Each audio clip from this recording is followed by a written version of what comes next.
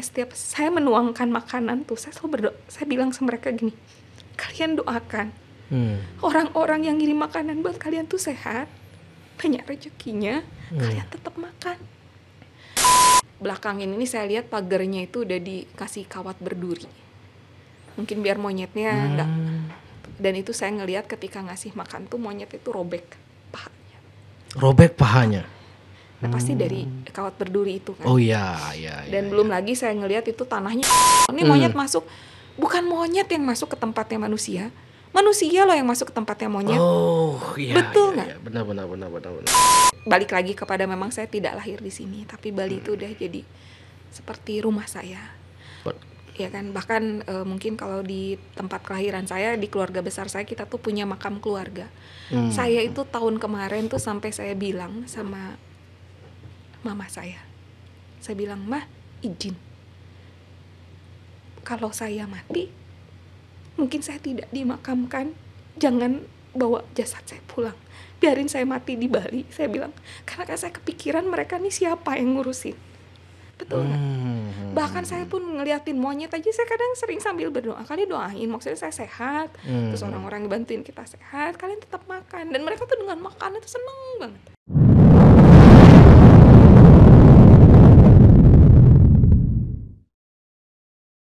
Selamat datang Mbak Dio Rus di Jag Bali. Terima kasih banyak. Dari dulu saya sebenarnya pengen ngundang Mbak Dio loh. Kita kan sempat janjian dulu kan ya? Iya betul. Terus sama-sama sibuk kali ya. Sama-sama sibuk. Saya agak lupanya juga kan. Terus terakhir saya lihat postingan Mbaknya itu dan viral juga kan. Yang kemarin itu? Iya, yang soal monyet itu ya. Soal monyet liar. Monyet liar. Nah, mungkin saya awali dari sana dulu karena itu yang viral terakhir, Mak. Oke. Itu silahkan. Seberapa parah sih kondisi monyet-monyet sehingga Mbak Dio harus memention pemerintah, pejabat-pejabat itu? Oke, silakan Mbak. Oke, jadi saya cerita dari awalnya ya. Awalnya saya turun untuk monyet liar di Kuta Selatan itu. Mungkin ada yang sudah kenal saya biasanya bergerak untuk bidang anjing ya, untuk penyelamatan anjing. Oh iya, biasanya kan, ya kan? Paling banyak postingan Mbak Dio kan soal anjing liar, anjing ya, penyelamatan liar. Anjing itu. Betul. Ya. Terus saya tiba-tiba masuk ke monyet itu karena waktu Covid 2000 berapa ya Covid itu? 2019 akhir dan paling parah kan mulai parah itu 2020. Betul. Kan. Nah, itu ketika mulai Covid itu, ketika mulai wisatawan nggak ada gitu kan, terus khawatir bahwa tempat-tempat wisata itu jadi kosong. Terus yang awalnya jadi concern saya tuh masih di anjing ya. Saya pikir, aduh nih kasihan nih, kayaknya tempat-tempat wisata yang kebetulan base saya juga di Kuta Selatan. Terus jadi saya masih fokus di Kuta Selatan. Ini kayaknya tempat-tempat wisata yang di pantai seperti di Pandawa seperti gitu kan, itu pasti kosong, nggak ada anjing. Itu gimana makannya? Karena biasanya mereka kan dapat makan dari sisa-sisa makanan gitu kan. Oh, biasanya yang ngasih makan itu biasanya sisa-sisa makan. Biasanya kalau anjing liar di sekitaran pantai itu, di sana kan banyak bis masuk tuh. Setahu saya tuh, jadi mereka tuh kadang suka makan nasi-nasi yang bekas di kotak gitu. Terus kalau enggak para pedagangnya. Pedagang yang ngasih makan. Betul. Itu kan pedagang pun kan nggak boleh datang lagi kan. Sudah nggak ada kegiatan lah. Nah, itu yang jadi kekhawatiran saya. Nah, ketika saya saya izin sama pengelola di sana, sama desanya, pecalangnya, Pak izin masuk untuk ngasih makan anjingnya. Awalnya ke sana, ternyata kok saya lihat monyet gitu kan. Monyetnya juga gitu. Nah, akhirnya udah deh saya sekalian bawa makanan monyet gitu kan. Jadi ketika Covid itu saya mulai programnya itu untuk memberi makan anjing liar, terus monyet. Kalau kucing nggak terlalu banyak sih. Nah, itu awalnya. Itu awalnya dulu ya. Awal pertama kali saya terjun di monyet untuk di daerah Kuta Selatan itu. Khusus untuk di monyetnya, awal mula Mbak ikut ngurus monyetnya gitu ya. Iya, betul. Di situ awalnya. Terus sampai sekarang kondisinya bagaimana, Mbak? Kalau yang sampai sekarang itu, saya berpikirnya gini waktu itu ya, ini wah Covid selesai nih gitu kan. Jadi udah nggak terlalu khawatir kan. Udah kegiatan ada lagi, pedagang masuk lagi ngasih makan anjingnya. Terus mungkin monyetnya ya kadang kan saya lihat suka ada wisatawan yang ngasih makan juga gitu kan. Nah, saya nggak terlalu khawatir nih. Nah, tapi lama-lama itu saya ngelihat kok monyet makin ke jalan gitu. Nah, terus kebetulan saya juga masuk di grup kan, ada di grup khusus untuk Kuta Selatan.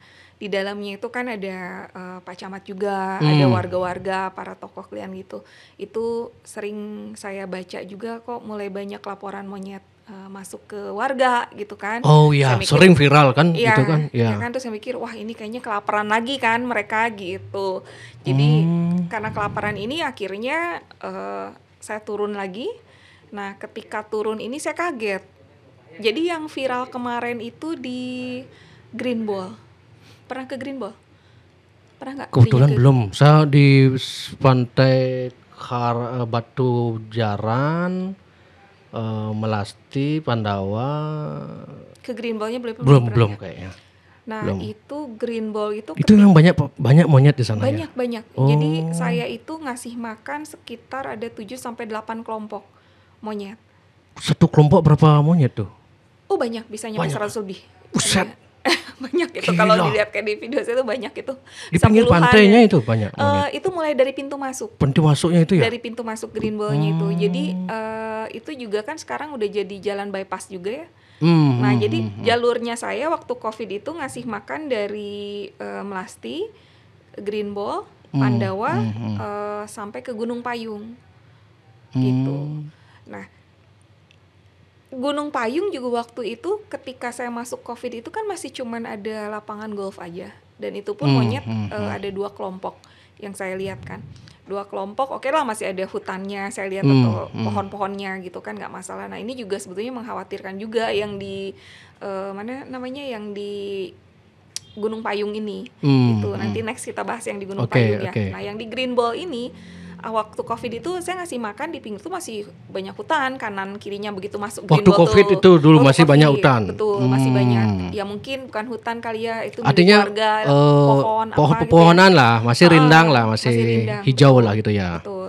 Nah, terus masih kita kasih makan. Nah, itu saya kaget sekali waktu belakangan ini saya kesana, monyetnya semakin ke jalan, terus udah gitu Kondisinya sudah beda dari dulu kondisinya waktu beda Mbak. sekali. Itu Kering sekarang berarti ya? kering.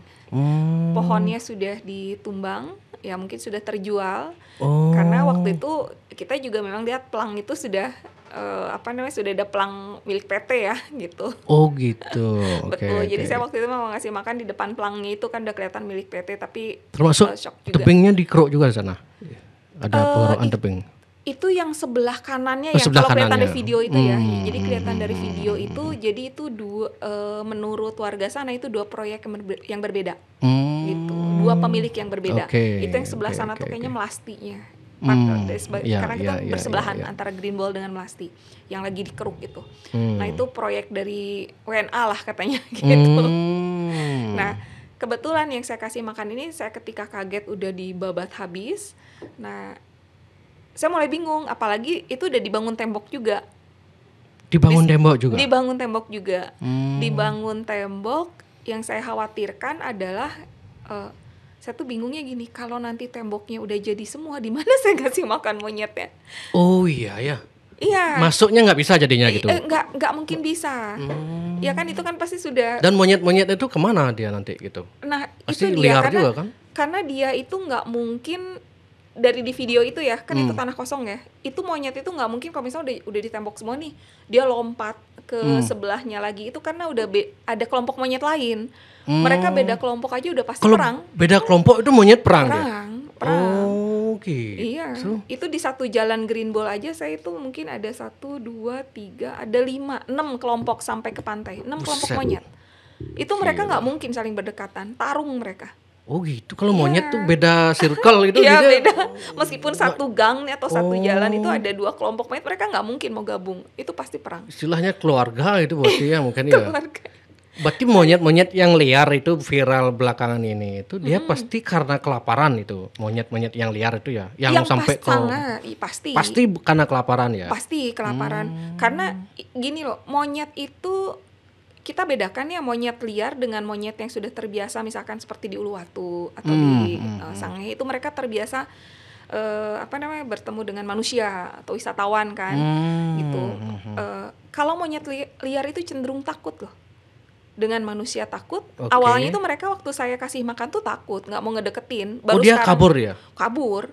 Berarti Mbak harus melempar dulu gitu? Awalnya itu saya ngebiasain mereka, maksudnya terbiasa dengan suara saya. Jadi kalau misalkan kapan-kapan lah kalau mau ikut video. Ya, saya jadi pengen ikut nih. Ya kan? Ya. Jadi mereka tuh terbiasa ngelihat mobil saya, terus saya klakson. Terus kalau mereka agak jauh nggak dengar, biasanya saya teriak, saya panggil nyit gitu. Kalau di video itu ada, saya panggil nyit gitu. Dengar suara saya baru mereka datang. Baru datang. Ya. Sampai mereka sudah terbiasa begitu. Sampai akhirnya mereka terbiasa bahwa oh ini bawain makanan. Awalnya enggak, mereka juga takut kayak ngelihat siapa nih gitu kan. Pasti mereka cenderung takut. Gitu karena mereka tidak terbiasa. Nah, itu yang yang menjadi concern saya itu adalah ketika berpikiran, aduh ini sebentar lagi tembok jadi semua nih sekelilingnya. Terus kalau misalkan itu baru tembok ya, terus kalau itu misalkan sudah jadi bangunannya, pasti hotel dong sebesar itu kan. Mereka nggak mungkin dong dibiarkan untuk lompat tembok, nyebrang atau melewati itu oleh pengelola hotel. Kalau semua dihabiskan di sana, kemana dia larinya itu kira-kira? Yang saya bingung adalah itu saya sih masih ngelihat ya ada seperti pohon-pohonan itu di ujung, tapi saya bingung masuknya saya dari mana. Masuknya yang Mbak sulit ya? Ya saya bingung, terus saya ngasih makan monyetnya dari mana gitu. Itu proyek yang Mbak bilang demo itu swasta atau pemerintah itu? Sepertinya swasta sih. Wah kalau swasta agak berat urusannya ya. Betul, betul yang saya dengar sih gitu. Jadi ketika itu viral ada yang ngasih tahu ke saya, masih orang sana, Mbak itu yang Mbak videokan milik ini, yang sana juga itu punya WNA yang lagi dikeruk gitu. Nah itu sudah ada, ya udah miris lah saya ngelihatnya gitu. Yang saya heran kalau kenapa Mbak Dio harus segetol ini, apakah tidak ada pihak yang memang memberi makan mereka selama ini gitu Mbak? Nggak ada. Nggak ada? Saya kalau ada yang memberi makan, mereka itu nggak mungkin sampai ke warga mencuri, betul nggak? Karena gitu, kan mereka lapar. Mereka itu kenapa sampai bermigrasi sampai ke nyari-nyari sumber makanan, karena tempatnya mereka sendiri udah hancur. Sudah hancur. Itu ibaratnya ya dia udah kelaparan, kemana lagi dia nyari? Dia tahu ada makanan kan gitu kan, sebelah sana ada makanan, mungkin cium bau makanan atau apa. Kalau dulu mereka siapa yang ngasih makan biasanya dulu? Kan itu masih pohonnya kan pohon. Iya. Saya berarti itu, mereka biasa makan pohon daun itu atau apa? Terus katanya di sana tuh kan banyak ada mangga-mangga kecil gitu kan, terus buah-buah yang buah-buahan itu ya. Buah-buahan kayak gitu, daun-daunnya gitu loh kayak gitu. Itu kan masih ada sumber makanannya karena memang mereka dari berabad-abad memang di sana sumber hidupnya kan gitu. Nah, sekarang ketika ditebang habis bagaimana? Di mana mereka makan dan harus nyebrang ke arah mana mereka?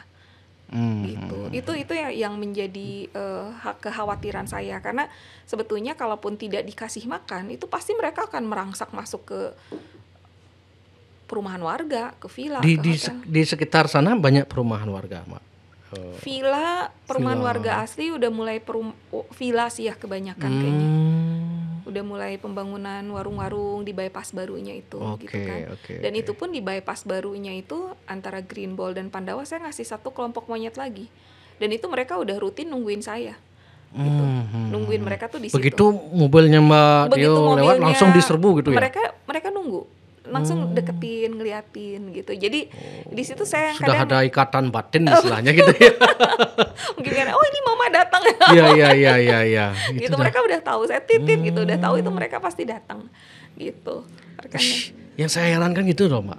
Kadang-kadang foto anjing yang Mbak Dio posting itu kan sudah parah kondisinya kan, video itu misalnya.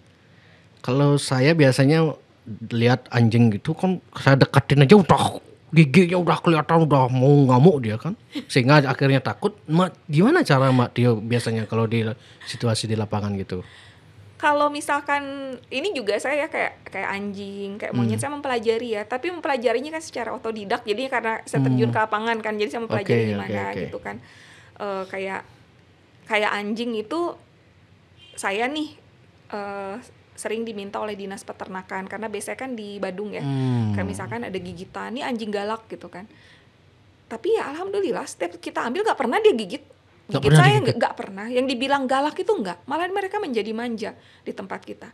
Gitu loh. Karena hewan itu tahu dia itu bisa feeling gitu loh. Berarti Mbak Tio tidak pernah sama sekali belum pernah digigit anjing? Alhamdulillah belum sih. Belum ya? Jangan.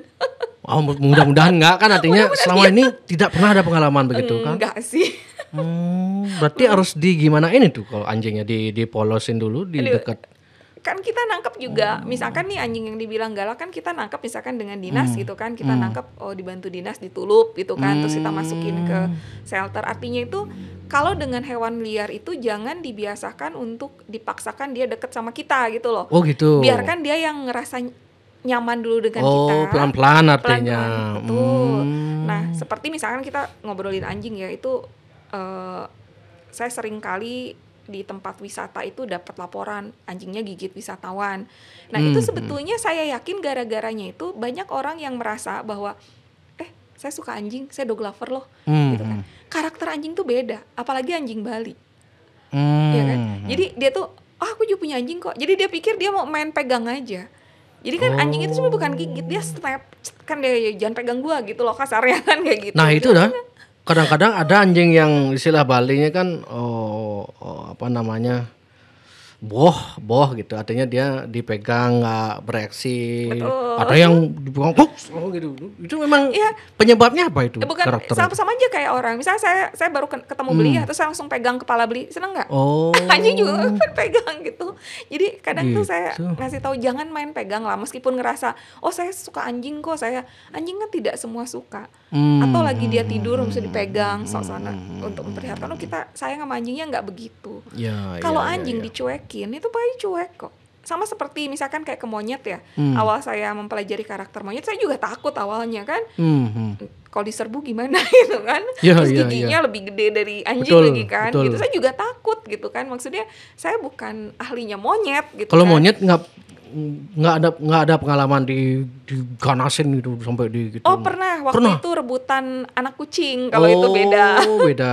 Di tempat satu kelompok monyet, saya lagi ngasih makan monyet kok ada anak kucing gitu kan. Loh, anak kucingnya kok kedengeran dari atas, saya lihat waduh lagi digendong monyet. Oh gitu. Betul. Terus Mbak dia mau menyelamatin anak kucingnya gitu. Betul. Itu kan pasti bakalan mati dia. Ya kan kalau buat mereka tuh kayak mainan kan. Dibawa lari. Nah, akhirnya saya panggil staff saya panggil 3 orang cowok, bantuin dong ini monyet ngambil lagi megang kucing gitu kan. Nah, itu memang agak tricky ya. Jadi kita lempar-lemparin makanan yang banyak, terus dia juga kita rayu lemparin supaya dia sibuk tangannya begini, kucingnya lepas. Nah, cuman ya ketika dia sibuk mau ngambil makanan, kucingnya dilepas, saya mau ngambil kucing, dikiranya kan ngambil mainan dia kan. Dia mau nyerbu kan. Nah, disitulah tim yang lain tuh udah pegang kayu. Nakut-nakutin monyetnya. Mereka udah teriak-teriak. Kayak gitu sih. Itu untuk monyet liar. Nah, untuk monyet juga saya mempelajari kayak saya kasih makan nih satu kelompok. Saya harus bosnya dulu saya kasih makan. Harus yang paling besar dulu harus dikasih makan dulu. Kita harus menghargai pimpinannya gitu kalau mau mempelajari monyet ya. Jangan yang kecil dulu deh kasih. Jadi saya lihat nih bosnya. Nah, saya kan mempelajari yang bosnya itu pasti yang jantan paling besar. Oke. Lihat dari fisiknya dulu ya berarti ya. Dan dia pasti yang paling berani maju ke kita gitu. Nah, dia udah duduk ngeliatin ya kita kasih ibaratnya makanan dia udah sibuk makan baru kita kasih anak yang buahnya. lain. Oh, gitu caranya. Tuh, dan yang pasti itu adalah sama monyet ataupun sama anjing adalah jangan pernah ngelihat matanya langsung. Oh, gitu ya? Jangan melihat matanya langsung gitu ya? Jangan kayak kasih makan terus gini. Jadi ngotot lihat matanya gitu. Berarti lihat aja. Apa? Nggak cuekin aja. Cuekin aja gitu. Betul. Nanti kalau dia sudah sudah dia nyaman, dia beda kok. Gestur tubuhnya dia nggak deketin. Ada kayak misalnya saya datang nih ngasih makan monyet gitu kan. Ada juga yang berani naik ke bak mobil gitu kan, ngambil sendiri, saya biarin. Tapi dia kelihatan dia udah nyaman, comfort dengan kita liatin juga kita kayak ngobrol aja. Kamu makan yang banyak ya, kamu makan apa kayak gitu itu aja gitu ngobrol. Tapi itu jadi kita bisa beda lah kalau udah lama-lama ibaratnya gaul dengan mereka itu. Siap. Gitu. Luar biasa ini. Saya pengen tahu awal mula Mbak Tio ini udah lama di Bali Mbak ya? Udah lama di Bali berapa lama udah? Saya tahun 99. Buset, saya baru umur berapa? 8 tahun itu berarti. Masih Saya kecil 91 kan saya kan, 8 tahun masih bocil. Ya, saya sudah berarti merantau sini. dari kecil emang Mbak di sini ya? Enggak, saya kebetulan pas kuliah ke sini. Oh, dari kuliah di sini. Betul, saya kemudian kuliah ke sini, itu juga orang tua kurang menyetujui, ya kan, karena Aslinya saya, mana kalau boleh tahu? saya Sumatera Sunda. Oh. Papa dari Sumatera Selatan, saya dari mama dari suku Sunda. Oh, Saya dari gitu. kecil lahir di Bandung sampai 99, terus saya merantau, makanya caption saya saya bukan orang Bali tapi saya gini lebih gitu ya. lama, betul. Dan saya udah ngerasa bahwa kayaknya hidup saya kan setengah udah lebih di Bali dong, betul nggak? Betul. Daripada saya lahir dan besar di tempat saya gitu loh, betul nggak? Jadi ibaratnya apa yang terjadi dengan Bali, concern saya terutama ya mungkin karena concern saya di hewannya dan ke lingkungannya itu bener-bener ini banget ya, apa namanya, kerasa banget, sedih gitu loh ngelihatnya kayak gitu. Terus awal mula Mbak Tio concern di menyelamatkan anjing itu gimana cerita awal mulanya itu? Cerita awal rumah singgah ya? Oh, cerita rumah singgah namanya ya? Rumah singgah. Rus itu rumah singgah? Rumah singgah satwa. Oh, oke. Itu rumah singgah satwa sekitar belasan tahun yang lalu lah. Oh, belasan tahun yang lalu? Ya, sudah lama. Nah, waktu itu ketika saya di Bali itu saya ngelihat bahwa yang yayasan yang peduli dengan anjing itu semuanya itu milik orang bule. Betul nggak? Ya kita nggak usah sebut lah ya. Atau ada ya. 2-3 yayasan yang berdiri awalnya itu, meskipun ada orang lokalnya tetap di belakangnya ada orang bulenya. Nah, terus di situ kebetulan saya sempat jadi tour guide juga. Oh, sempat tour guide juga. Kerjanya macam-macam lah saya di Bali, udah ngerantau lama gitu. Terus akhirnya saya sering ngedengar nih orang-orang tamu tuh sering bilang orang lokal tuh kok kayaknya nggak peduli banget ya sama binatang, katanya mereka tuh. Bule bilang gitu ya? Ya, mereka tuh kok gini sih, jahat sama binatang gitu. Mungkin karena ngelihat terlalu banyak yang terlantar, betul nggak? Oh, yang terlantar dilihat. Nah di situ kan saya agak, ibaratnya ego saya dong agak ke. Padahal waktu itu saya juga udah punya anjing, memang nggak sebanyak sekarang, udah punya 3. Terus waktu itu kucing pasti selalu di atas 20-an awalnya itu. Terus kalau kucing itu kan meskipun rumah yang saya sewa kecil kan nggak masalah, tidak menimbulkan ribut atau segala macam. Nah di situ ego saya tuh mulai terusik. Saya mikir, siapa bilang orang lokal banyak kok yang peduli, cuman nggak kelihatan aja kali. Apalagi waktu itu sosmed juga belum seramai sekarang ya. Iya betul. Cuman ya saya cuma senyum aja gitu kan. Tapi di situ akhirnya saya berpikiran gimana sih, saya juga pengen mulai gitu loh. Tapi ibaratnya dengan sendal jepit lah, dengan modal seadanya. Saya pengen mulai dan untuk ngajak juga ke teman-teman yang lainnya. Ayo dong kita tunjukin juga bahwa lokal juga peduli gitu. Nah waktu saya kuliah itu saya pernah punya rumah singgah untuk ngasih anak-anak belajar free, les-lesan. Berarti rumah singgah itu Mbak jadikan tempat belajar dulunya awalnya untuk anak-anak tetangga saya. Jadi saya tuh sambil kuliah, sambil ngasih les-lesan. Untuk apa nih? Anak-anak. Oh, anak-anak. TK, SMP, betul. Ya kan? Belajar itu saya kasih les-lesan sambil saya kuliah. Nah, terus habis gitu tiba-tiba yang tetangga itu, anak-anak tetangga kalau misalnya ngantar temennya ke rumah yang saya sewa itu, terus mereka bilang, Bu, ini teman saya pengen les tapi uangnya nggak punya gitu. Saya kan nggak tega kan, ya udahlah akhirnya saya menjadikan kayak ruang tamu itu untuk free mereka. Jadi yang datang ke rumah itu saya gratiskan untuk belajar anak-anak yang sekitar. Nah kalau untuk saya dapat pemasukannya saya ngasih yang private keliling-keliling gitu. Oh, nah, sempat private juga berarti. Sempat private juga. Nah terus sampai akhirnya saya pindah ke satu rumah di daerah Sibang, Bu. Daerah Sibang itu. Nah saya mulai fokus kerja di pariwisata. Terus di Sibang itu rumahnya sepi, nggak seperti sekarang rame ya. Kembali lagi ke pembangunan yang cepat banget, memang sepi banget di tengah kebun seperti itu. Nah kalau saya bikin rumah singgah lagi untuk anak-anak, kan nggak ada anak-anak tetangganya. Nggak ada kan. Nah terus udah saya kepikiran juga nih, ketika saya bawa tamu, kok tamunya pada bilang gitu, orang lokal tuh nggak peduli ya kok. Maksudnya ya banyak yang tamu bilang gitu ya? Banyak banget. Oh. Ya kan, bahkan kan sampai sekarang aja kalau kita lihat di komen-komennya kan gitu ya, maksudnya kan. Nah itu kan buat saya tuh orang lokal banyak yang peduli kok, cuman nggak kelihatan aja. Nah disitulah saya mulai berpikiran, yaudah deh saya bikin rumah singgah, tapi akhirnya bukan buat anak-anak belajar lagi, tapi untuk satwanya. Gitu. Saya mikir udahlah saya bisa ngambil 1, 2, 3 gitu kan. Dan pengen juga maksudnya ngajak yang lain juga setiap rumah tuh bisa menjadi tempat rumah singgah untuk satwa, masing-masing masukin 1 ekor 2 ekor kan udah membantu banget. Betul Maksudnya satwa yang Mbak lihat anjing, anjing kucing, liar, betul waktu itu. kucing, anjing yang liar di jalan maksudnya dibawa pulang gitu. Dibawa pulang, betul gitu. Apa yang membuat Mbak Tio ingin bergelut di bidang itu gitu? Satwanya. Nah itu udah awalnya karena saya ngelihat waktu itu di Bali yang ada cuman orang Karena jengah bule, terhadap omongan bule itu. betul, berarti. ya, tapi kan kita juga memang ya gimana untuk kita kan nggak bisa ngebantah atau apa, Ya, itu lebih ya, baik kita ya, do ya. something lah untuk ngeliatin nggak dong gitu. Dan sekarang makanya dengan cukup bangga misalkan setiap tim itu kita kasih benderanya merah putih, kita ngeliatin kita lokal. Dan saya juga nggak mau ngasih nama tempat saya itu dengan bahasa Inggris, betul nggak? Biar orang lokal juga tahu apaan ini gitu kan gitu. Saya nggak nyari di kerennya dengan wah namanya apa gitu kan. Nah tapi itu beda lagi dengan misalkan seperti asosiasi yang saya buat itu namanya Bali Dog Guardians yang concern dengan untuk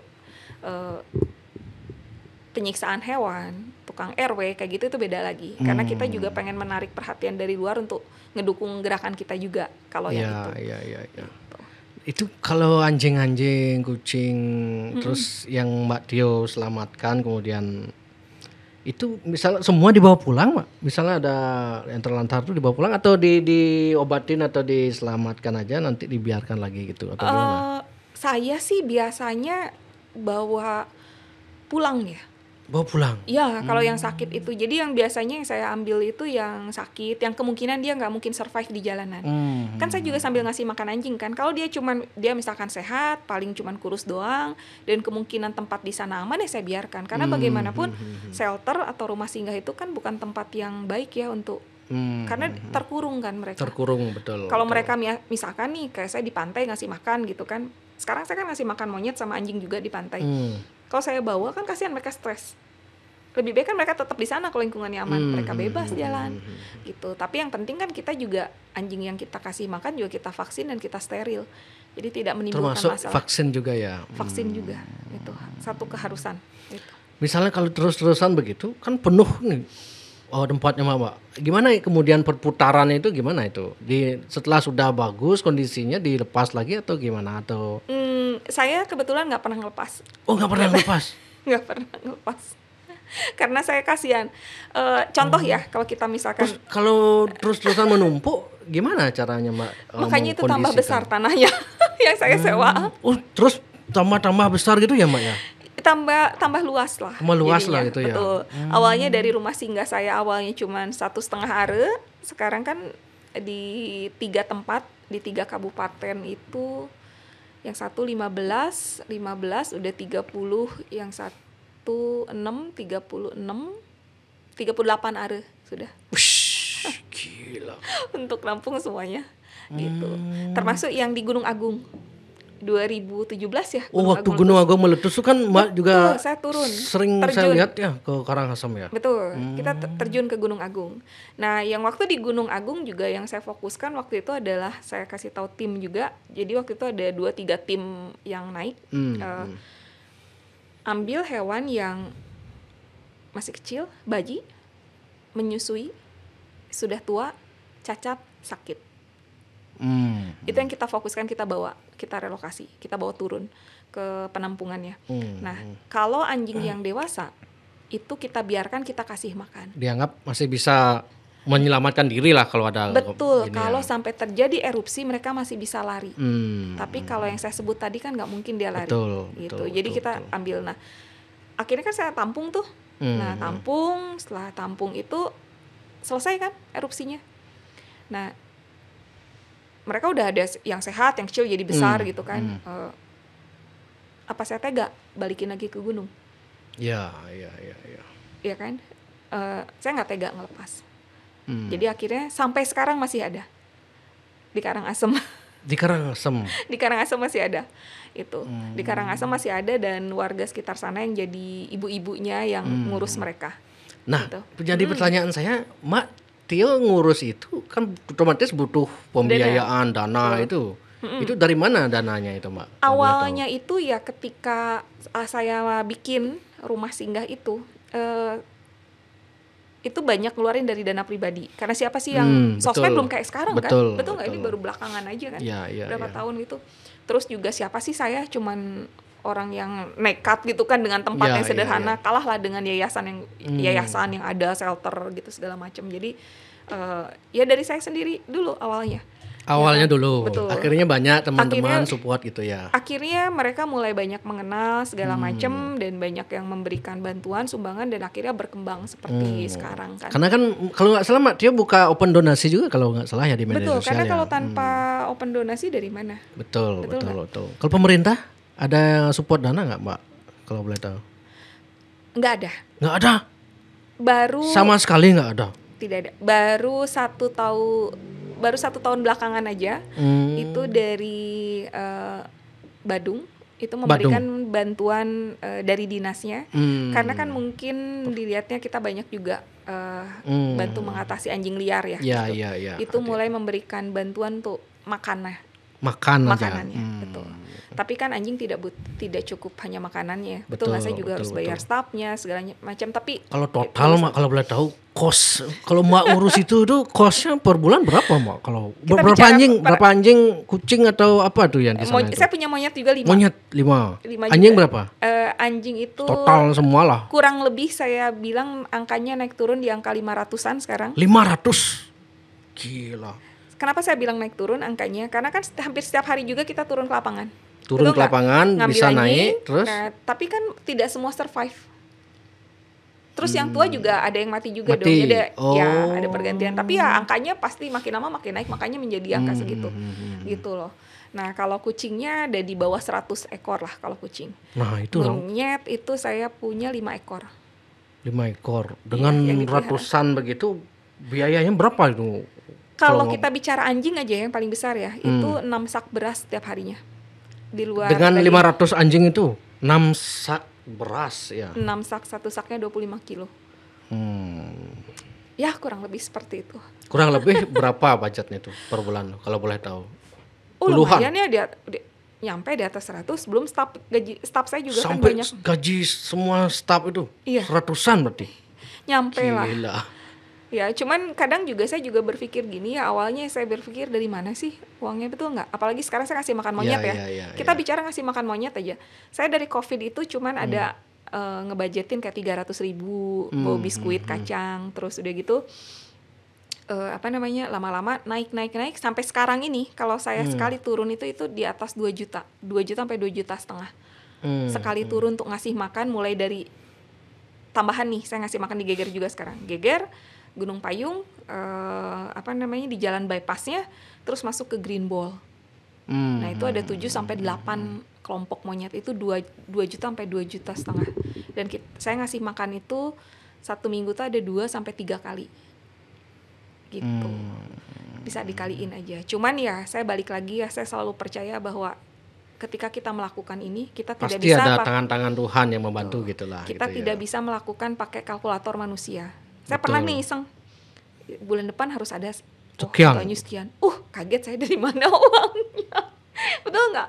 Terus tiba-tiba ada gitu ya. Akhirnya saya selalu berpikiran gini. Saya percaya Tuhan. Setiap kita melakukan dengan niat yang baik dan niatnya juga untuk mereka, saya kan akan selalu ada. Jadi saya ngitungnya harian aja. Hari ini ada. Hari ini makan ini, saya lihat ada yang masuk gitu. Jadi kita ngelihatnya ya pasti Tuhan akan ngasih. Kalkulator Tuhan itu tidak akan terhitung. Betul nggak ada? Iya kan? Kalau menurut orang ngapain sih ngasih anjing aja udah banyak, sekarang ngasih makan monyet. Pernah nggak Mbak? Kalau boleh tahu, pernah nggak sampai nggak ada sama sekali gitu? Pernah. Pasti ada. Gimana nih cara nih, kos sudah habis gitu. Itu saya pernah. Saya cuma tinggal, biasanya saya duduk. Ya kan, saya duduk, saya pegangin anjing saya gitu kan, anak-anak. Saya panggilnya anak-anak ya, anak-anak kaki empat. Terus saya ajak kayak, kalian berdoa ya, besok kalian makan. Gitu kan. Karena kalau untuk saya sendiri misalkan nih, kalau saya lapar, saya telepon temen aja. Saya sepiring aja saya kenyang. Betul. Kalau mereka ya kan bersak-sak gitu dari mana? Tapi tiba-tiba ada aja. Yang termurah kosnya makanan anjing itu apa Mak? Makanya biasanya saya itu berusaha untuk mengganti. Saya nggak pakai beras, saya pakai beras jagung. Beras gitu. jagung Ya, ya. beras jagung yang kita masak. Dan kita juga nggak pakai daging ayam atau apa, kita pakai bagian punggungnya, ya kan. Sempat waktu COVID itu ya mau nggak mau misalkan ayamnya dikurangin, yang penting ada kaldunya aja. Kadang kan mereka juga, yang penting mereka kenyang, mereka harus makan, gitu. Kalau anjing itu berapa kali makannya? 1 hari itu sama kayak manusia? 2 kali? Anjing itu sehari sekali. Karena sebetulnya ya kalau kita misalkan bicara nih, saya bukan ahli ini ya, bukan ahli biologi atau apa, menurut saya yang tahu breakfast, lunch, dinner itu kan cuma manusia. betul. Ya kan? Hanya karena sudah anjing ini sudah diambil oleh manusia, akhirnya oh ya harus sarapan dia kayak kita kan. Oh belum makan siang gitu. Benar. Sedangkan kalau kita bicara di alam liar, misalkan anjing liar ya atau serigala gitu kan, pasti mereka berburu cuma sehari sekali kan, sampai kenyang. Betul nggak? Nggak ada mereka, oh saya belum breakfast nih gitu kan, nggak ada. Betul. Berarti gitu. Cukup sehari yang penting mereka sekenyangnya. Gitu, mereka harus sampai kenyang gitu. Ya. Mbak, kalau misalnya pengalaman yang paling membuat Mbak Tio ini paling sedih atau paling berkesan selama Mbak di lapangan mengurusi anjing monyet itu gimana biasanya? Paling berkesan? Paling berkesan atau sedih? Paling sedih boleh lah gitu. Yang terakhir tuh kemarin, jadi setelah saya posting tuh jujur saya nangis. Setelah Mbak posting monyet itu? Monyet itu saya nangis karena saya berpikir gini, kalau saya punya duit, mungkin saya sewa lahan di sini. Ya kan, tapi saya duitnya dari mana, uangnya dari mana gitu kan. Saya cuma Kenapa Mbak sampai nangis? Beli pernah lapar nggak? Pernah. Enak nggak rasanya lapar? Berat Mbak. Berat. Saya juga kebayangin gitu. Belum sekali-kali ikutlah dengan saya ke lapangan. Biar tahu ketika saya ngasih makan. Mereka tuh ketika saya ngasih makan ya, yang kecil-kecil makan mesti cuma kacang, ya kan. Kayaknya seneng banget.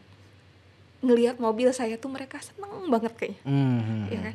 Sampai setiap saya menuangkan makanan tuh, saya selalu berdoa, saya bilang sama mereka gini, kalian doakan orang-orang yang ngirim makanan buat kalian tuh sehat, banyak rezekinya, kalian tetap makan. Cuman kenapa kemarin saya sampai itu sebetulnya tanah tuh udah agak lama dibongkar ya. Cuman saya menjadi kepikiran banget itu ketika lihat tembok tuh dari udah mulai bangun. Saya mikir, ini kalau tembok udah kebangun, saya ngasih makan dari arah mana gitu. Saya masuknya dari dan arah dia mana? Tidak punya HP untuk menelpon Mbak Tio ya. Saya juga nggak mungkin dong saya boleh masuk lewat hotel, betul nggak? Ya, betul. Pasti mereka akan ngelarang. Dan ditambah lagi itu kayak di Gunung Payung kan, itu saya sedih banget itu ketika ngelihat, ya adalah saya nggak usah sebutkan ya apa tempatnya. Di Gunung Payung itu tadinya mereka cuma pasang pagar, mungkin tuh ngebatasin tempat mereka. Belakangin ini saya lihat pagarnya itu udah dikasih kawat berduri, mungkin biar monyetnya nggak. Dan itu saya ngelihat ketika ngasih makan tuh monyet itu robek pahanya. Nah pasti dari kawat berduri itu kan. Oh iya. Dan belum lagi saya ngelihat itu tanahnya juga udah habis. Itu udah kayaknya pembangunannya itu kan dari Pandawa ke Gunung Payung ya kalau nggak salah. Itu udah habis juga. Gitu. Saya cuman ya saya bisa apa sih gitu kan. Ya saya ibaratnya saya nggak bisa ngapa-ngapain. Saya cuman bisa peduli dan saya hanya mencurahkan apa yang menjadi perasaan saya. Betul nggak? Karena ketika saya juga nggak nyangka itu bakalan viral, betul nggak? Saya cuman bilang, ya udahlah saya jalanin semampu saya sebagai manusia, karena saya akan berdosa ketika Tuhan tahu aku kasih kamu kekuatan untuk ngasih mereka makan, terus kamu tidak do something gitu loh, betul nggak? Seperti itu, dan itu saya akan ngerasa berdosa banget kalau biar mereka kelaparan. Saya dengar cerita Mbak Tio aja saya sekali-kali makanya harus turun.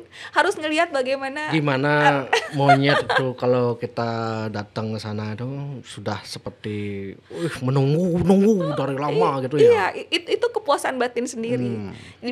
Dibandingin kayak misalkan saya kalau misalnya diajak teman atau kemana, yuk jalan gitu ya. Kalaupun sekarang saya disuruh jalan-jalan itu saya selalu bawa kandang. Karena saya tuh nggak bisa misalkan, ayo healing, saya ngerasa kok saya liburan sementara masih banyak yang menderita gitu kan. Pasti saya mau healing, mau apa, saya selalu bawa kandang. Kalau saya ngelihat sesuatu di jalan, itu pasti saya harus bawa pulang. Gitu. Gitu. Ya kan? Kalau lama-lama ngobrol sama Mbak Tio ini, saya nangis nanti sana nih. Padahal ngomongin monyet ya. Iya, itu. Ya, tapi memang ini banget, maksudnya itu saya jadi kayak ada ikatan batin sama mereka. Kalau udah 2 hari 3 hari nggak ngasih makan, saya udah bingung. Pasti saya, oh ini udah Kalau monyet makan. Itu biasanya kuat nggak makan tuh berapa hari? Lah itu saya kurang tahu ya. Tapi buat saya sih sama aja, sehari dia nggak makan kan bagaimana rasanya? Betul. Apalagi berhari-hari misalnya nggak dapat makan itu ya. Iya, terus apalagi kalau saya dengar misalkan nih monyet nih masuk ke hotel, nih monyet masuk. Bukan monyet yang masuk ke tempatnya manusia loh yang masuk ke tempatnya monyet. Oh iya. Betul nggak? Iya, benar. Manusia yang merebut rumah mereka gitu ya. Nah sekarang dengan saya memberi makan tuh ibaratnya saya memberikan kompensasi lah sedikit. Meskipun bukan saya yang membabat hutan mereka, setidaknya saya memberikan kompensasi kepada mereka, ini loh atas rumah kalian yang sudah diambil. Mungkin tujuan mereka yang menembok memberi pagar berduri itu biar monyetnya tidak masuk ke areal villa hotel itu mungkin ya. Enggak, udah pasti sih untuk mereka untuk pembangunan. Karena yang saya dengar ya tahun depan udah mulai pembangunan karena kan kita lihat sendiri ya di Kuta Selatan tuh udah pembangunannya udah gila-gilaan. Gila emang. Betul nggak? Dan ya saya nggak tahu ya benar atau enggak, mungkin nanti Beli dari Cek Bali bisa menanyakan ke yang saya dengar, ada yang info ke saya karena katanya desanya juga nggak tahu karena kan ada sekarang perizinannya 1 pintu ya. OSS namanya. Harus dari pusat, betul nggak? Betul. Jadi tinggal bisa online langsung turun tanpa sepengetahuan pemerintah daerah pun gitu. Saya dengar juga gitu. Nah itu. Karena ya kalau ngomongin ini mah ada bagus jeleknya juga. Kalau sistem dulu karena terlalu banyak pungli katanya.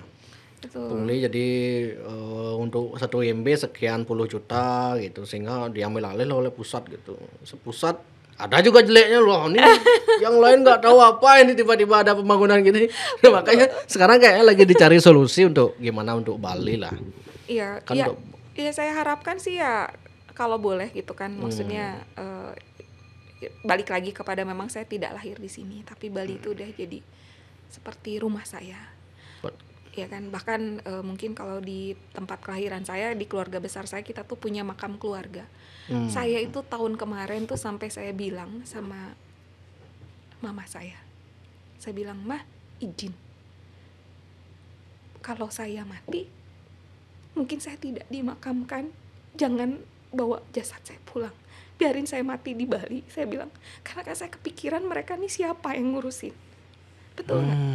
Bahkan saya pun ngeliatin monyet aja saya kadang sering sambil berdoa, kalian doain maksudnya saya sehat, terus orang-orang bantuin kita sehat, kalian tetap makan, dan mereka tuh dengan makan itu seneng banget ya kan, dan itu buat saya tuh kepuasan batin meskipun capek gitu ya kalau kamu nggak capek kayak gitu hampir ini enggak, karena buat saya tuh ketika lelah tuh malah saya seneng gitu loh ngeliat mereka, dan saya ngebayangin habis mereka makan, monyet itu kan binatang tuh tidak serakah seperti manusia Beli.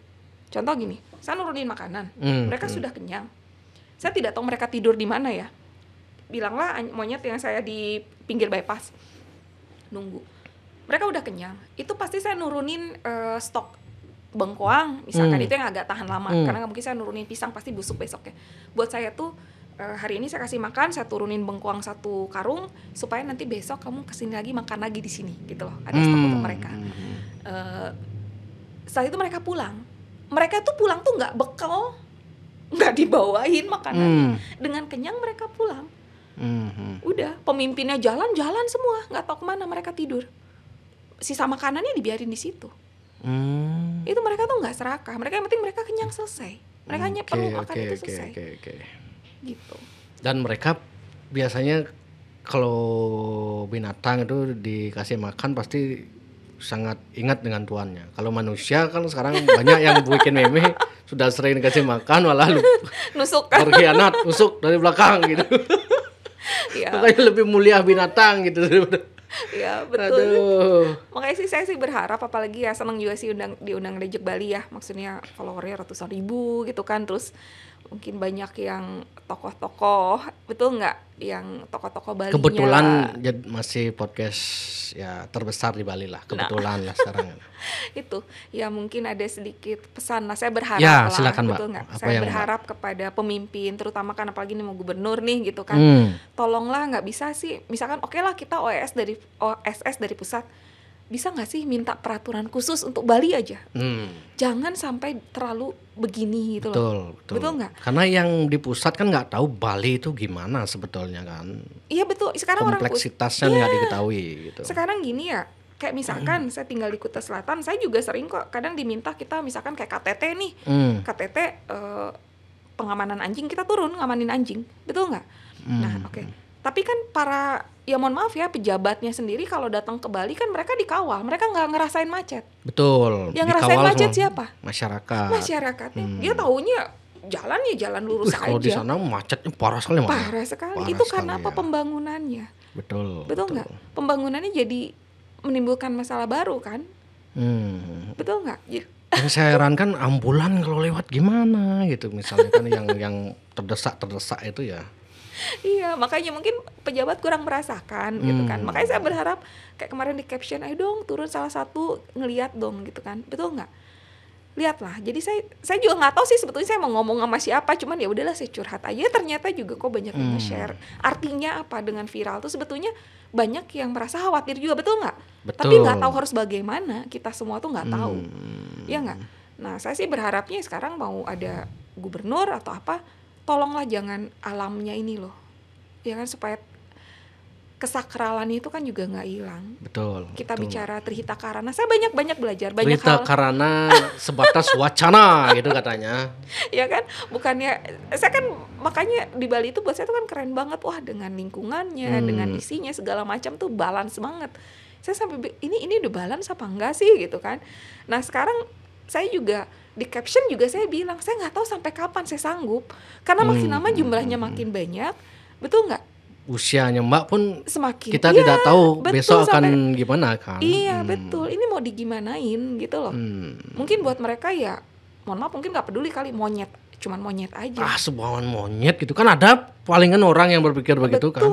Cuman binatang, anjing gitu, cuman monyet gitu. Iya, tapi kan mereka lupa, gitu, mereka juga makhluknya Tuhan.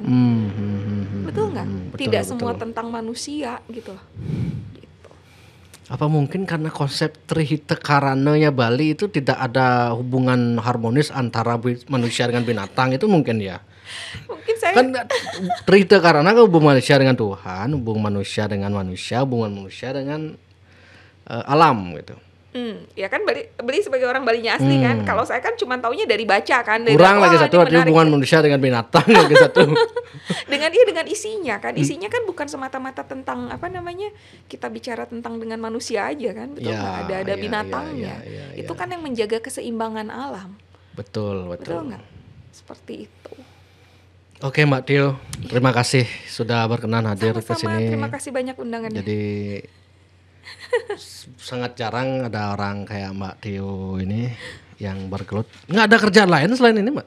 Kalau sekarang masih di guide atau enggak, khusus di sini sekarang saya bergeraknya di bidang yang berhubungan dengan binatang. Saya bikin produk makanan untuk anjingnya, ya kan. Terus saya punya pet taksi kayak gitu-gitu. Oh, memang biasa berhubungan biar nyambung ya.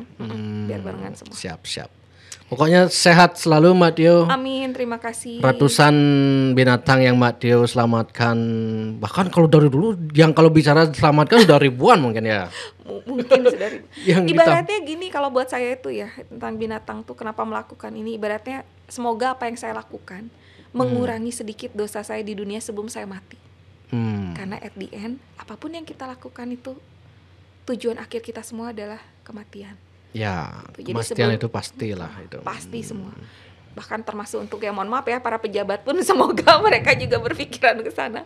Apapun yang kita lakukan ya, apapun yang saya lakukan semoga lah jadi bekal sedikit aja atau ngurangin dikit aja. Berapa orang tim yang ikut Mbak Tio? Yang di lapangan. Di lapangan cuma sedikit, kadang kita cuma turun 2-3 orang. Kalau untuk stafnya udah ada belasan karena ngurus yang anak-anak yang di rumah singgah itu ya. Di mana aja itu rumah singgahnya? Di Karangasem, yang paling besar Badung karena paling besar Badung. Iya kan, Badung yang di Kuta Selatan, terus Denpasar sama yang di Karangasem yang Gunung Agung itu. Oh iya, waktu COVID kan sempat viral juga lama ya. Waktu itu monyet-monyet berkeliaran di jalan tuh kan. Iya, namanya lapar lah mereka. Sama lah kayak kita juga lapar. Sama kayak kita. Betul nggak? Kita lapar pasti mencari sumber makanan kan. Jadi jangan salahkan mereka. Jangan bilang, waduh ini monyet mengganggu. Nggak, kita yang udah Pemerintah nggak ada anggaran untuk makanan monyet gitu Mbak? Kayaknya nggak ada, karena jangankan bicara setahu saya ya, saya pernah berbicara gitu. Kalau misalkan anggaran itu kan mereka tuh rutenya panjang. Oh iya, Kita birokrasi lah ya. Iya, harus gini, harus itu, harus gini, harus gitu, harus gini, harus gitu, gitu. Keburu mati nggak? Betul. Ya betul. Ya saya juga nggak terlalu banyak berharap ya dari postingan saya akan seperti gimana endingnya ya. Artinya ada yang menyentuh 1, 2, 3 orang, meskipun bukan pejabat gitu kan. Kalau tersentuh lagi syukur. Betul nggak? Gitu. Kalau tidak tersentuh ya sudah, karena masing-masing orang itu menanggung karmanya masing-masing atas perbuatannya. Betul nggak? Ya. Siapa yang membuat begini di dunia dan siapa yang berbuat apa di dunia ini kan masing-masing. Karena saya percaya atau saya pernah membaca sebuah buku kan. Jadi di buku itu dijelaskan bahwa anjing peliharaanmu yang kamu pelihara itu sudah rencana Tuhan. Jangan-jangan itu kamu disuruh membayar karma sama dia gitu. Jadi kamu berutang karma di kehidupan yang sebelumnya sama dia gitu. Itu. Apapun siapapun yang kita temui, buat saya itu memang sudah didaktirkan dengan Tuhan. Ketika saya pun ternyata harus ke Bali, saya bertemu dengan setiap anjing atau setiap ini. Sama ketika gini dulu saya kan ya emosian ya, misalnya nih macet nih, pasti saya ngomel-ngomel, aduh kok macet gini-gini, atau jalan dibelokin, atau saya nyasar aja salah jalan. Biasanya saya ngomel kan, duh kok sama gini. Sekarang saya enggak. Pasti Tuhan kasih sesuatu benar. Saya berapa kali itu saya nyasar, ada aja anjing sakit di pinggir jalan ke kucing. Berarti memang Tuhan ngasih saya disuruh ke situ. Iya. Gitu enggak? Jadi saya dengan di Bali ngurusin hewan segala macam tuh saya tingkat spiritual saya tuh jadi dilatih dan diberi seperti itu gitu loh. Jadi saya tuh enggak, ya macet ya biarin. Mungkin nanti saya jam sekian harus ketemu, itu benar. Enggak sengaja aja. Oke. Ya kan? Gitu. Kalau dagang-dagang anjing RW itu masih banyak sekarang, Mbak? Dagang-dagang anjing. Nah, kalau kita bicara daging anjing bicara daging anjing itu dagangnya mungkin sekarang udah nggak terang-terangan, tapi saya yakin dengan masih ada. Ya, yang kita gerebek kemarin di Sesetan itu, satu freezer itu kan dia jual, nggak mungkin dong dia nggak jual. Ya nggak, nanti biarlah itu penyidik nanti yang ini di pengadilan. Tapi kami yakin tuh jual, karena kami juga ngelihat ada bukunya itu tulisan klien-kliennya atau apa. Itu masih banyak. Nah itu salah satu kegiatan yang saya lakukan dengan tim juga, asosiasinya itu yang Bali Dog Guardians itu, dan itu juga saya mengundang siapapun misalkan terutama ayolah generasi muda Balinya, orang Balinya sendiri untuk turun, karena jangan sampai misalkan anjing Bali itu kan dikenal sebagai anjing paling tua di dunia, orang nggak sadar itu. Ya spesies kan? Anjing paling tua di dunia. Anjing Kintamaninya bukan? Atau anjing Bali umum? Anjing Bali umumnya. Kalau Kintamani, kita bicara Bali kan ada dataran tinggi, ada dataran rendah. Iya. Yang dataran tingginya ya anjing Kintamaninya, kenapa dia berbulu tebal? Karena mungkin di sana dingin betul nggak? Yang di bawahnya kan yang di anjing-anjing bulu pendeknya itu. Tapi kan anjing-anjing mereka masih kacang satu pulau, itu ya? betul. Mereka satu pulau kan. Karakternya kan makanya luar biasa. Itu sebetulnya kekayaan budaya Bali. Nah, makanya saya pengen banget juga, ayolah teman-teman yang terutama yang orang Bali aslinya, karena bagaimanapun seperti saya bilang, saya itu cuma pendatang. Kami berharap garda terdepannya adalah orang Bali aslinya, betul nggak? Untuk menangkal dari budaya orang-orang yang membawa budaya makan daging anjing di sini. Anjing kalian loh, anjing budaya kalian loh, anjing leluhur. Bukannya dulu juga waktu perang yang saya baca itu, kan itu dijadikan juga untuk penjaga, betul nggak? Anjingnya itu betul. Oleh kerajaan itu kan, betul nggak? Supaya kalau musuh datang dia udah gonggong duluan. Dia udah gonggong duluan. Iya kan? Sampai sekarang pun di rumah-rumah warga di Bali, di desa-desa itu masih jadi penjaga gitu. Betul. Nah sekarang kalau di kota-kota, kenapa banyak kemalingan? Kan banyak yang nggak punya anjing sekarang. Nggak mau ada anjing di perumahan segala macam. Buktinya kan banyak maling sekarang. Banyak lah. Jadi saya sih berharap ya itu, yang mau bergabung dengan BDG kegiatan Bali Dog Guardians-nya silahkan, bisa dicek di Instagram saya. Ya kan, ya tugasnya apa? Tugasnya sih sebetulnya simpel aja. Ya kita sama-sama jagain lah daging anjing Balinya. Terutama kita berhadapan dengan orang-orang yang masih menganggap bahwa makan daging anjing tuh budaya, nggak bisa dilarang atau segala macam. Oh, ada yang menganggap begitu ya? Oh banyak kan, Budaya. yang kita tangkap itu kan mereka selalu beralasan budaya kami. Budaya kami memang masih biasa kami ya. Itu budaya kalian tapi tidak untuk di Bali. Dan jangan lupa juga menurut orang Bali kan bukannya ketika orang Bali meninggal itu yang salah satu pengantarnya bukannya anjing ya katanya. Gitu. Ya, kan ada anjing di kuburan tuh kan yang jagain dia sampai jagain majikannya itu ya. Kayak gitu. Oke. Kalau fakta-fakta yang Mbak Tio di lapangan, fakta-fakta yang itu udah seperti ada fenomena dagang anjing, jagal anjing itu ada ya gitu ya? Banyak. Itu udah makanya. Itu tujuannya orang kenapa makan. dia? Oh, untuk dimakan. Mereka tuh makan. Di Bali masih ada gitu. Bali banyak ya? tambah banyak sekarang. Yang saya aja sekarang 3 kasus berproses, 1 di Polresta, 1 di Polsek Tabanan Kota, 1 lagi di Polsek Denpasar Selatan. Yang Denpasar tuh yang sesetan yang kita gerebek itu. Daging anjing dalam freezer itu. Itu kan udah ditangkap pelakunya. Terus yang di Tabanan yang baru-baru belakangan juga sempat viral juga, itu yang kita gerebek pesta ulang tahun tapi pakai potong anjing. Gitu. Itu juga. Nah, itu semua kita kenakan pasal 302 KUHP. Penganiayaan terhadap hewan sampai mati. Oke. Gitu. Berarti memang tujuan dia untuk dimakan itu ya. Terus yang jual makanan RW itu, sate itu, dia dapatnya dari mana? Ada yang nyuplai kah atau pasti. dia ada yang nyuplai juga? Pasti. Karena yang saya sering dapat laporan dari follower saya, misalkan kan ada anjing diracun terus terungkap di CCTV kan, habis diracun mereka tarik anjingnya kayak gitu kan. Kalau mereka hanya untuk dimakan kan nggak mungkin mereka berburu setiap hari, betul nggak? Daging anjing itu kan banyak. Itu pasti mereka untuk dijual. Tapi diam-diam karena mereka nggak berani. Hukum supply demand mungkin ya, seiring dengan masih adanya yang permintaan terhadap makanan anjing itu. Jadi mereka tetap berusaha untuk menyediakan gitu ya mungkin ya. Dan juga kan gratis. Gratis? Kalau nangkep di jalan itu kan gratis ya? Gratis. Karena setahu saya misal itu kan ada tuh komen-komen yang saya perhatikan kan. Ada yang bilang, wah ini nih orang-orang yang makan daging anjing tuh ya mohon maaf ya, dibilang katanya miskin lah, nggak punya uang gitu kan. Jangan salah, kalau di tempat kami tuh mahal, 1 ekor 600. Nah makanya mereka senang di sini. Kan gratis. Gitu. Betul nggak? Tinggal ngambil, tinggal ngeracun atau yang di jalan. Iya kan? Dan sering viral kan yang ngeracunin anjing itu. Tujuannya untuk apa? Sama juga untuk? Iya, itu dimakan. Betul. Oh, untuk diambil, diracun, kemudian dia mati, diambil. Betul. Untuk dimakan. Dijual. Oh. Tapi mereka nggak seperti dulu lagi. Kalau dulu kan masih ada dagang RW terbuka ya, tulisannya jualan RW segala macam. Kalau sekarang terselubung ya. Terselubung karena ada perda. Setelah ada perda di dalam berjualan itu. Tapi mereka kan tetap diam-diam.